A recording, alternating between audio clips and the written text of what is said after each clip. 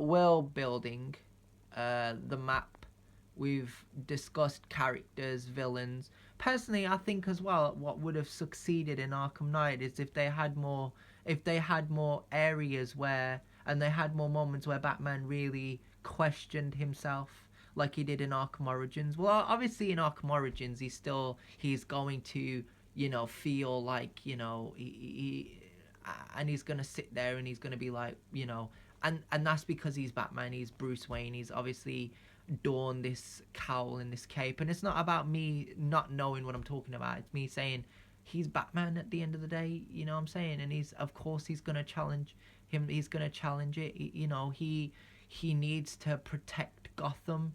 You know what I mean? He needs to stop all this from going on. And I really like Bane's character in the game. I really thought Bane's character was done really well in Arkham Origins.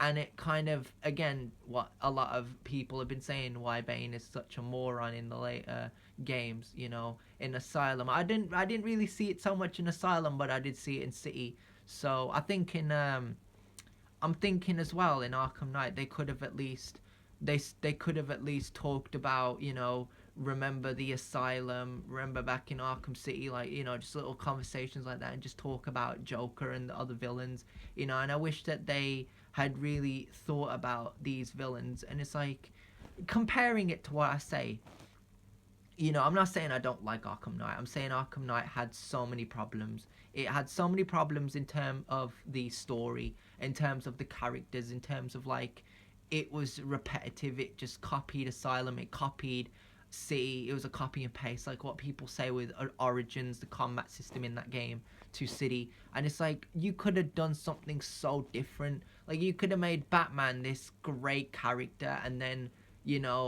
gave Batman Beyond the mantle, because a lot of people don't really talk about it. And I think Batman Beyond would be a great game to have. You add the skins in the games, and you're thinking, are they teasing towards an actual story with Terry McGinnis? Because that would be fantastic. That would be, but again, I just feel like they just didn't really know what they were doing, and they had something on their hands, and they were like, no. And I feel really disappointed by that, because I feel it could have been so powerful in terms of story development. It really needed it. It really did. I feel that's what I feel.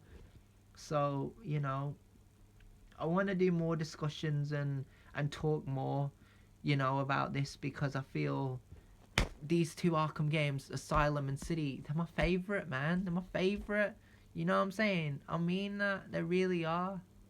So, I'm just disappointed, where Arkham Knight. I mean, I personally think Kevin Conroy as Batman, fantastic.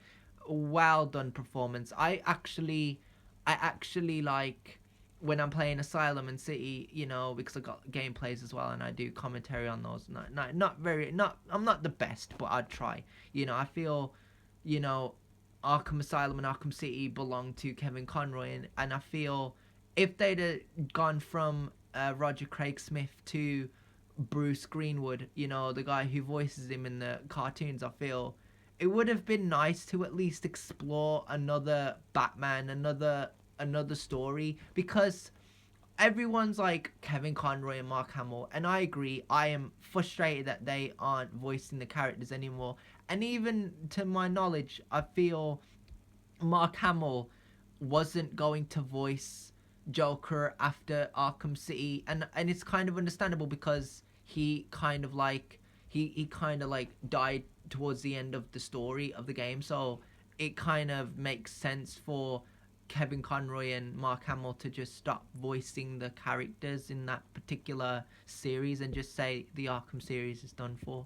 And it's been a pleasure, because it's not like it's the end of the world. We still get to play these games. We still get to